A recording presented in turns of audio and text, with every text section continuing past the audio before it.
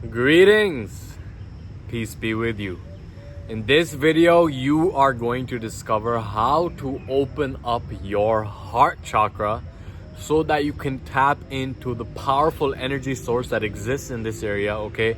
We are not talking about the heart as in the organ. We are talking about this vortex of energy that exists within your body that once you begin to open up your awareness to, once you begin to let go of the emotional baggage that blocks this area, then not only will your posture be better, but you will be more emotionally stable and better able to connect with people and connect with the bigger picture in terms of why you are here and what you are here to do.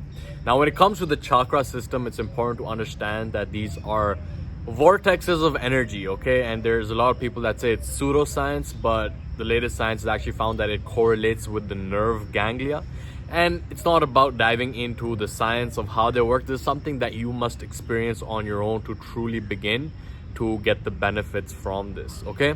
So when it comes to the chakras, understand that there are these vortexes of energy that are responsible for the reception, assimilation, and transmission of these life force energies. Now, I made other videos about this in the past, but like I said, today we are focused on this area right here. And the reason that I consider the heart chakra to be the most important chakra because is that it is the bridge between our upper and our lower chakras, okay? Because there was a point in my journey where I had an awakening. I was like, oh, it's all about the spiritual, right? I was connected to my throat chakra, my third eye, and my crown. I was like, it's all about the spiritual realm, like screw the physical. I don't even care about that. But then that disconnected me from my lower chakras, from my solar plexus chakra, from my sacral chakra, from my root chakra. And therefore I disconnected from the physical reality of things, okay? Understanding that we are manifested in this physical realm, right?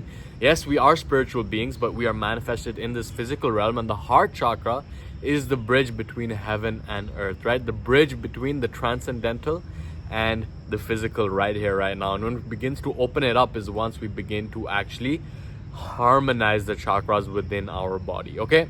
So there are three aspects to each of the chakras. So it starts with the spiritual, like I said, right? We are spiritual beings having a human experience, right? And when we look at the heart, right? It's the heart, the element of the chakra is air. And the thing with air is that it disperses, right? What's the difference between the air that I'm breathing right now and the air that you are breathing right now, right? You can't really draw that distinction over there. And it's about understanding the unity in the duality.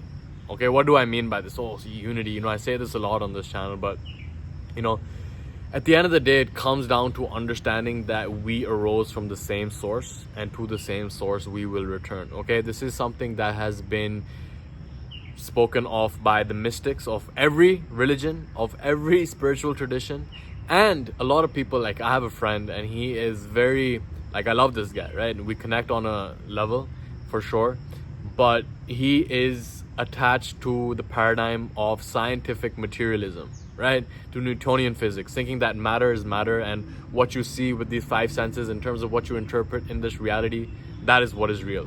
But when we really dive deep into the atomic level and begin to study the works of quantum mechanics and quantum physics, I'm not even going to begin to say that I understand them, but the conclusions that Niels Bohr, right, one of the founding fathers of quantum physics, Albert Einstein, right, E is equal to mc squared. I'm just going to tell you what that means in a minute. And a bunch of other quantum physicists have found, and the conclusions that they came up with is the same that the mystic seers have been talking about for millennia, which is that it is all one, right? This is duality, right? It's appearing as duality, but really it is unity, right? We all exist in this sea of infinite consciousness, right? This ocean of infinite consciousness, and we are the waves of energy within them, right? So we are all within this same ocean, right? We are within the same sea of energy, and we're creating these different waves on top of it, okay? So in that sense, we are all connected, right? And whether you want to call this the quantum field, whether you want to call this the source field, the superstring field, the alternative space, the Akashic records, it's about understanding that it is all one, okay? And that's not only what the mystical seers have been saying, but that is what quantum mechanics is coming to the same conclusion. Like, we don't know where one thing ends and the other begins. And separation is actually the ultimate illusion, and separation is actually the prime thing that gets us plugged into the Maya matrix. So opening up to the heart is about waking up to the reality of unity, right? Duality is what we're experiencing, but we know that the ultimate absolute truth is that of unity, okay? And on a spiritual level, it has to do with the heart, because like I said, once we open up to the universal heart, we begin to see that we are all each other, right? It's all consciousness that is having these different experiences, right? It's all just the same ocean. We're all on the same ocean, and it's these different energies that are all the waves, right? The waves are not separate from each other, just like they're not separate from the ocean. And in the same way, we are not separate from each other, just like we are not separate from God, okay? And it's interesting to note that the chakra system in itself also describes the paradigms of human evolution. So we started off as cave dwellers, right? Out in caveman times, right? Really connected to the earth with the first chakra, which is the root chakra, with the earth, right?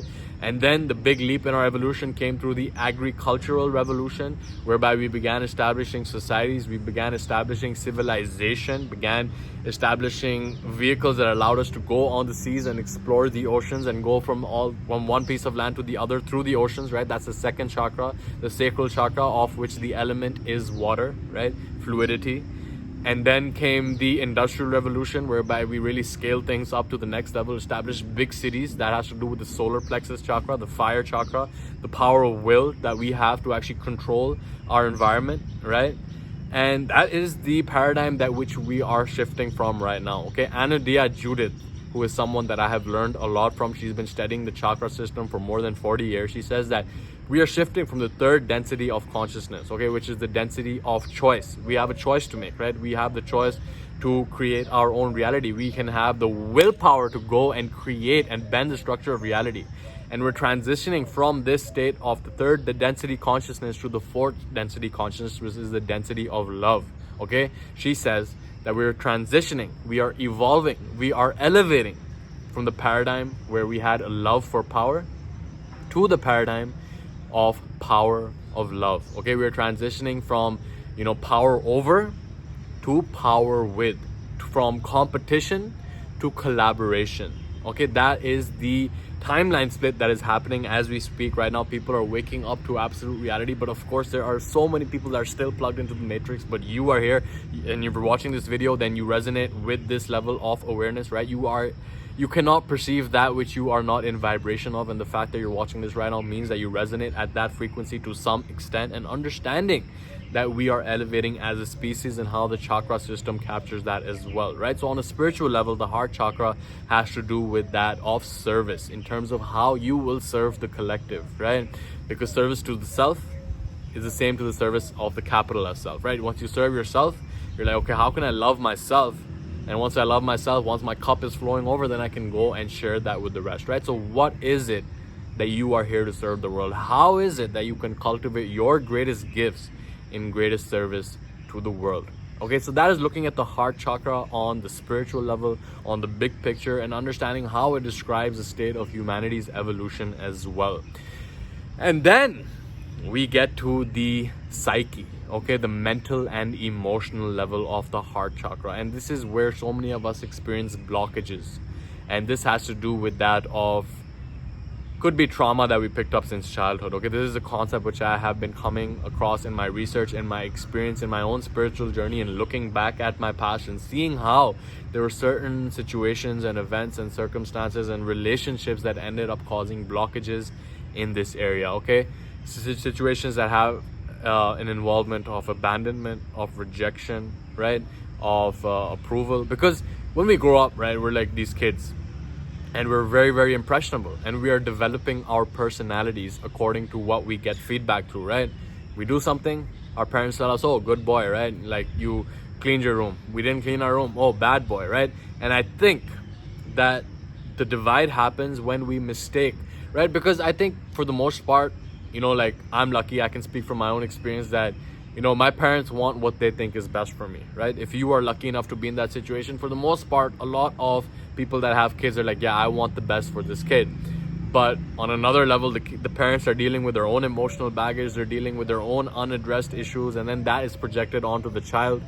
And then what happens is that we mistake that approval, right, that non-approval, for non-love. We think that if we do the good things, then we're good boys. If we do the bad things, then we're bad boys. Then we become people pleasers in our life, right? We begin to engage in activities because we think that it will please someone else. And therefore we develop a personality. We become a person, right?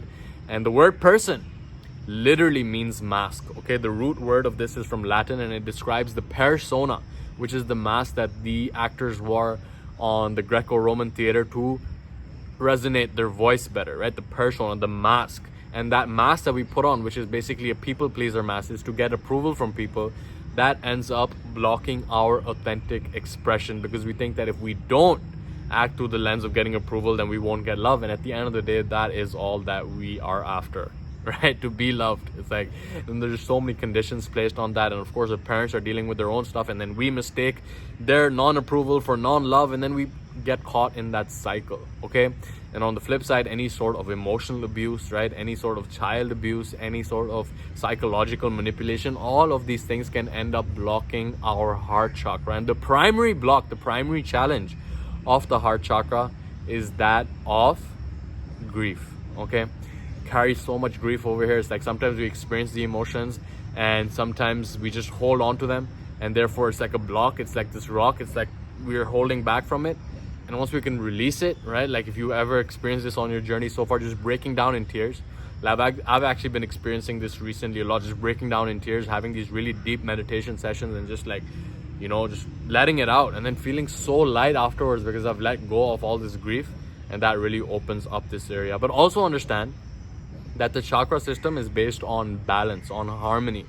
Because if the heart chakra is excessively open, right, then we have no boundaries, right? We're always involved in other people's business, right? We might experience jealousy or possessiveness, and that is when the heart chakra is excessively open. And if it's completely closed off, right, that is what leads to just not being, you know, social at all, just being completely to yourself, not expressing yourself, not expressing love, completely lacking compassion. What we want to do is find that golden mean, right? Not on either end of the spectrum, right at the right spot. Okay, as Aristotle would describe, the golden mean.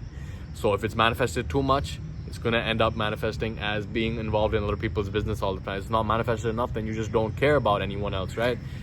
So the golden mean is when you're compassionate, right? When you have that love for other people, when you have that love for yourself, when you are able to stand in your ground and able to actually offer that service to others as well.